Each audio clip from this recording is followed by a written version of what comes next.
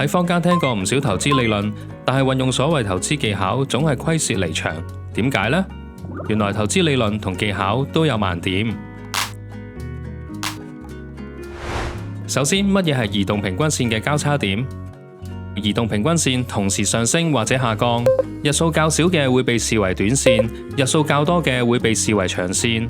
當短線升穿長線，屬於利好信號；當短線跌穿長線，屬於利淡信號。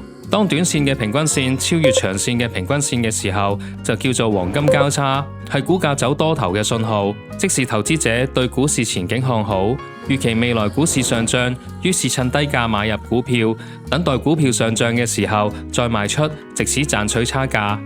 相反，當兩條平均線同時下跌，短線嘅平均線跌穿長線嘅平均線嘅時候，就叫做死亡交叉，係股價走空頭嘅信號，指投資者對股市前景看淡，預期未來股價會下跌。其實當兩線出現交叉，只能視為短週期內利好或者利淡嘅信號，走勢未必能夠維持一段日子。